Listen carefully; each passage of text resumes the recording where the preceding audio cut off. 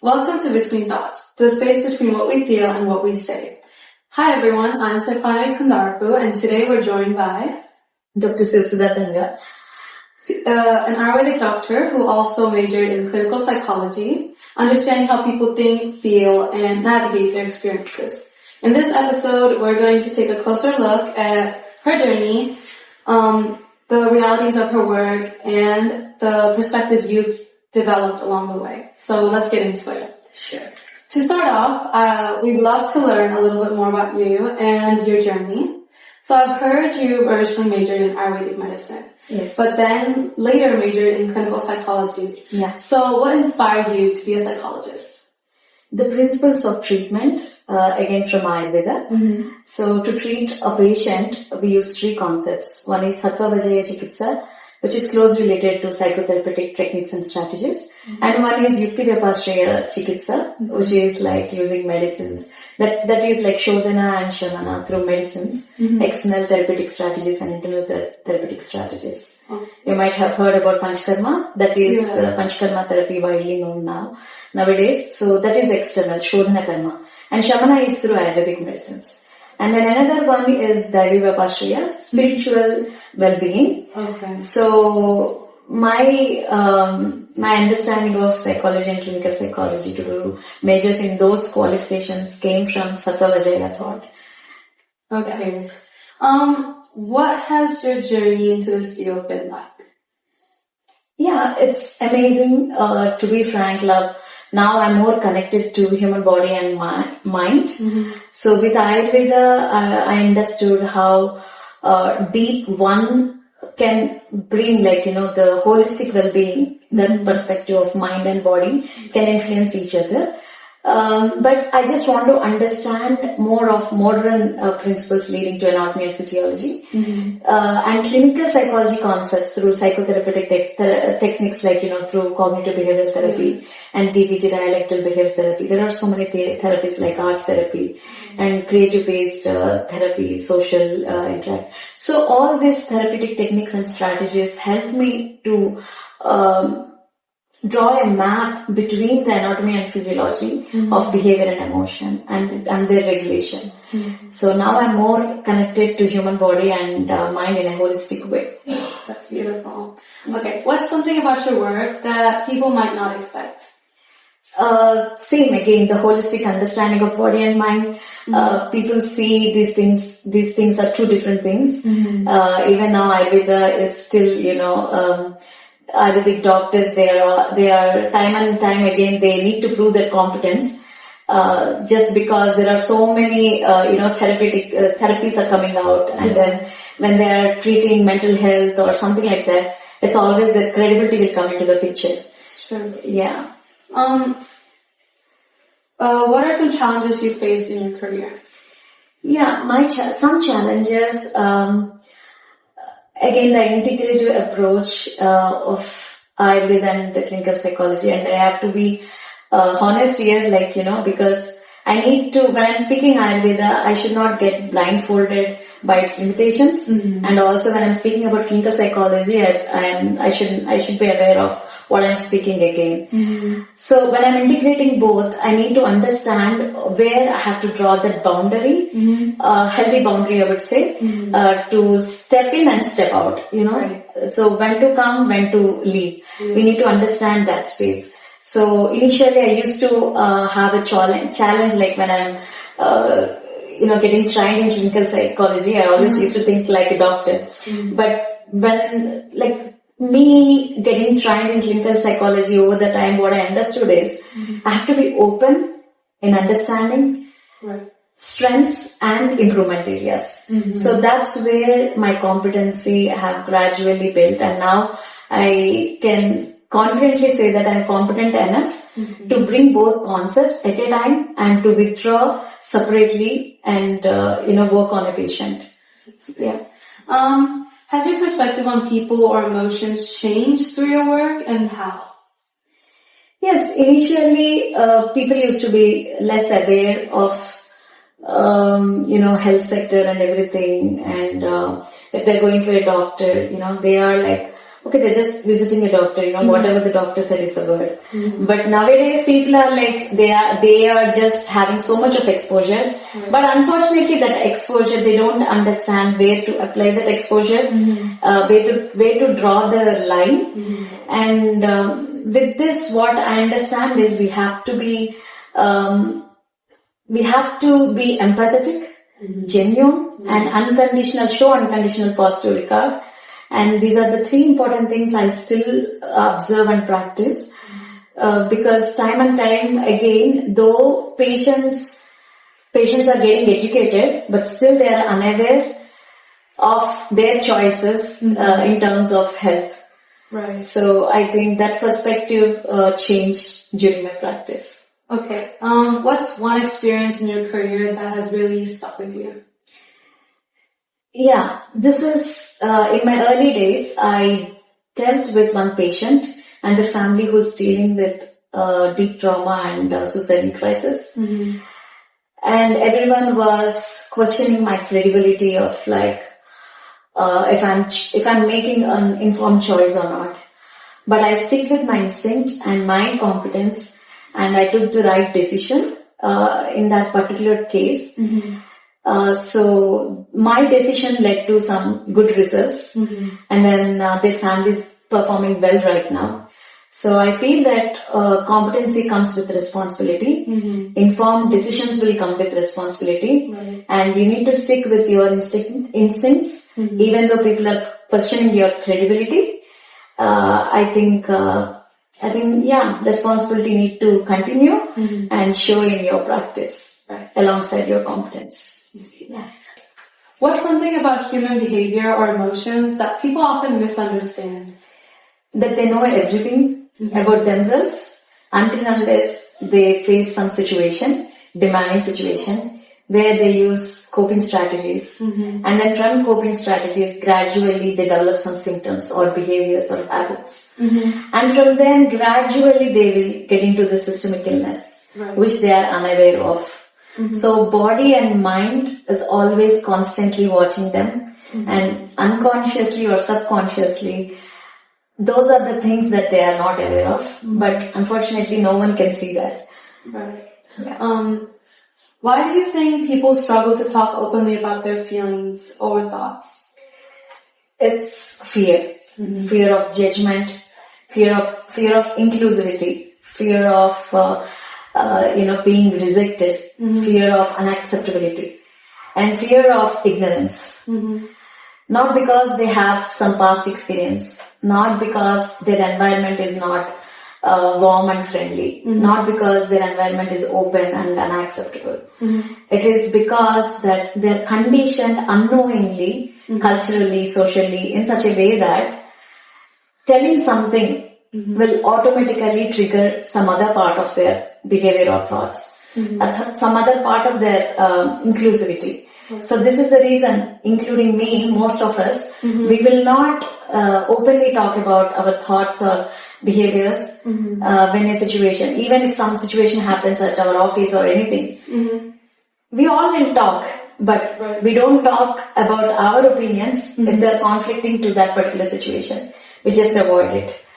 It's just because what other people will think if I say this, because it is not sitting with the crowd. That doesn't mean that we are wrong. So this gradual ignorance or this gradual feelings of not attending to one's, one's feelings or openness of a communication will gradually lead to some other, pathology. Okay. In your opinion, what shapes a person the most? Experiences, environment, or something else?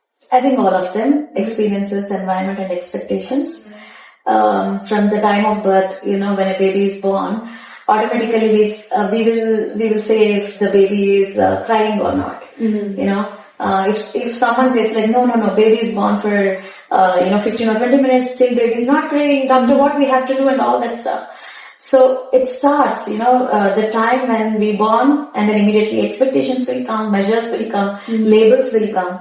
And a baby, if they did not attain one developmental milestone, immediately we'll say that this baby's developmental milestone got delayed. Just because that baby is not that baby is not growing as per the norms or expectations. Right. So I think, so all of them, experiences, environment and expectations. Okay. Do you think people are becoming more or less self-aware, and why? They're becoming more self-aware for all the wrong reasons, because of the exposure that they're getting from online platforms, research articles, and then from various sources, even through books and everything. So maybe the author's perception or for example, I'm a healthcare professional. The point that I'm making may be different to something else, but people misinterpretation because they already have knowledge of the same thing, but in a different perspective. So when they try to judge that perspective with this perspective, that's where the conflict arises. And that's why I think they're becoming more self-aware for the wrong reasons. But when it comes to the health, why there are so many doctors out there, they have so much of competence, they're still in demand, is because of the same thing. Because people, even though they gain knowledge from so many sources, only doctors can heal them or healthcare professionals can heal them, but not the social media, not the research papers, not any clinical trials. Right. Yeah. What's something you've learned about people that changed your view of the world? Boundaries. Healthy boundaries are much important these days, not just because there will be transference and counter-transference. Transference is like if I can influence you, counter-transference is like if you can influence me. Right?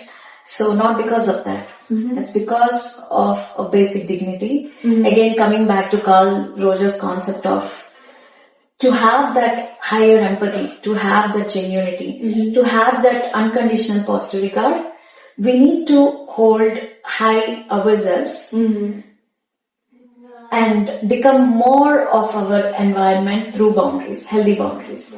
So even with our child in our family, even though like if you're my daughter, if I don't maintain that boundary with you, you may feel triggered with my presence, with my love, with my attention. So we always need to have this boundary, not because it's something unsafe, just because it is safe. Right. Yeah. Okay. So now we're moving on to our second segment, which is called The Thought and Focus. Our theme today is failure, mistakes, and growth. No one likes to fail, but mistakes are part of growing. They can feel frustrating or discouraging, yet they often teach us the most. Reflecting on failure can help us learn how to keep moving forward. So can you share a time where something didn't go as planned? Yeah, a career break after my marriage, pregnancy, motherhood. And then I thought I will immediately get back to my work, but that did not happen. So that was the major thing that did not go well. So I gave so many interviews, exams, and so many assessments, so many things happened to me. And then I started back again, proving my competency. Even though I hold good qualification, good credibilities for my qualifications, but still that did not provide me any, break in my career. Again, constant learning and everything, interviews, attending different persons, proving my credibility, proving my experience. I think, that is the phase that did not go as planned. Okay. Yeah. How did that experience make you feel? At that time, it was quite frustrating. I was quite taken back because I was thinking in my head that, I'm a topper in my qualification, and then I immediately got into medical officer position, government medical officer position. Right. I was the youngest in my state at that time. And now after career break, again, when I was looking at back at my past achievements, and I was thinking, oh, where did I go wrong? And but then that is the important thing that God gave me as well, because I started to relearn. I started to update myself. I started to become more competent than I used to be. I started to understand my strengths, my limitations, was science strength and science limitations was what are the people's strength and what are their limitations. So integrating all these concepts, I think that made me a better person now. Okay. How did you learn anything from it that helps you now? Yes. I feel like constant learning, constant not giving up attitude, determination, perseverance, consistency of me being competent enough, like how I used to be then. And so I think all these things I learned from that phase. And more important, adaptability for the demanding situations. Right. Yeah. Beautiful. What advice would you give someone that's dealing with setback? I feel we often give quite a time for why it did not work, or why we failed in the first place, or maybe that was not expected behavior from us, for ourselves. Yeah. We ourselves will have some expectations in our mind that yes, I perform, but unfortunately will not perform. Someone else will perform, and that's fine. But our own expectations sometimes can bring unhealthy coping strategies. Right. So that's where we have to understand the boundary of what is healthy and unhealthy. And I feel we have to draw healthy coping strategies immediately, not after having underperformance, but before performing itself. We have to organize our thoughts. Right. What if I succeed? What if I perform as per my expectations? What if I don't perform as per my expectations? Right. Before the game or before giving exam, before giving anything, we have to sit with our thoughts and do that two separate sections. When we do, I think we can deal better with that setback after getting exposed to. So in our mind immediately it will come that, I know that. I already wrote there, or I already went through that process. So I now know what I have to work on, because we all know what are our gaps, what are our strengths, and what can be improved and what can be taken back. Okay. Do you think that experience changed how you view setbacks now? Yes, because now I don't get frustrated. Now I don't feel like I did not perform well. Rather I will see that, yes, I did not perform well. But then, why I did not perform well will be my first question. It is because of if I did not rest well, or is something triggered me at that point, or is something like, pulling back of not giving my best. So I will reflect my reasoning of not performing rather than that, I'm a failure or so. So that competence, and from there the competence, and then how I can build my competence so I can be better than, this moment to the next moment. I think this is the beautiful thing that gave me from that setback. Okay. Yeah.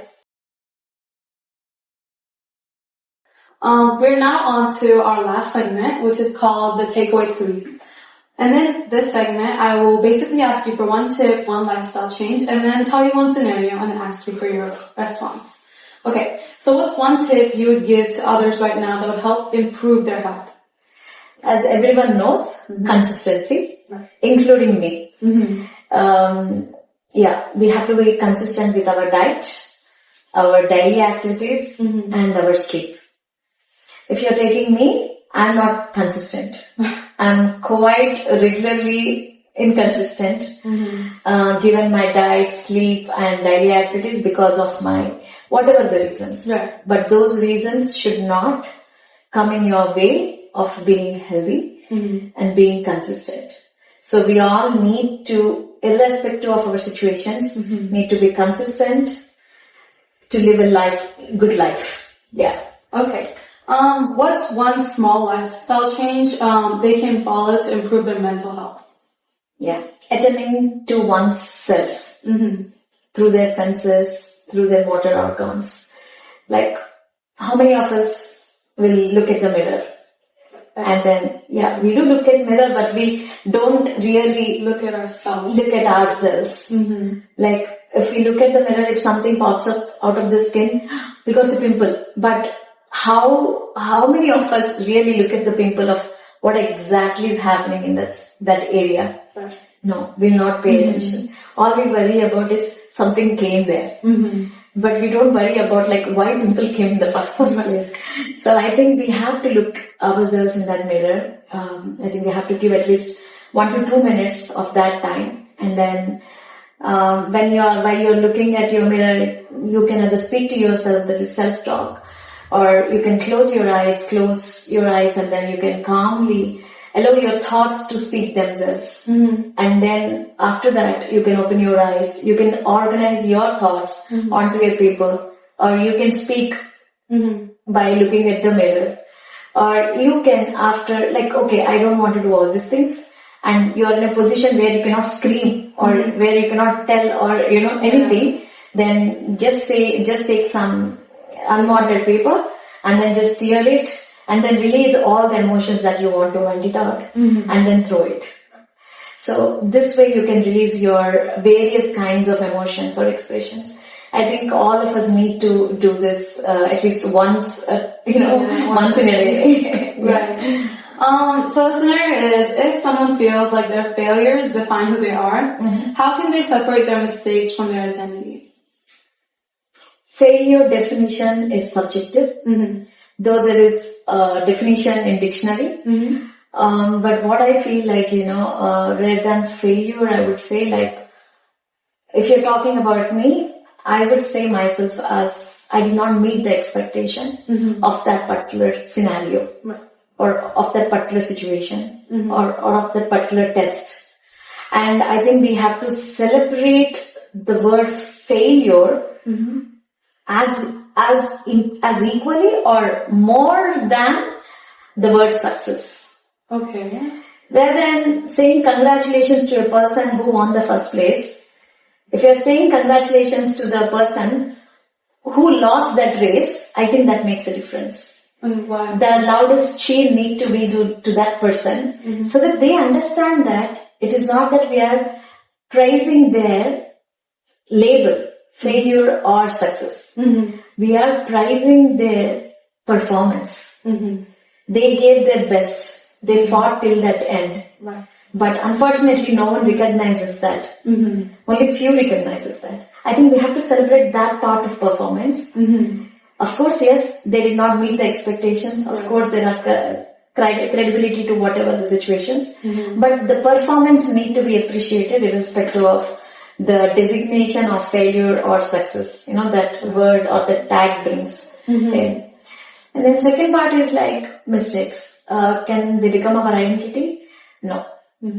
They cannot, because identity is something that's not constant. Earlier, my identity used to be like, I'm a daughter of someone. Now I'm a mother of someone. And going forward, I'm a grandmother of someone. So when my identity itself is changing with the role and responsibilities that I'm holding, can mistakes be permanent? No. No, they cannot be. Mistakes are like, again, it is same like, success, failure. And they did not do mistakes, they did mistakes, Or, so it is kind of like, it's an experience. That experience can be like good, bad, best, worst, extremely dangerous or extremely good or extremely brilliant, you say. So that experience is that. And after next second, you have a different experience.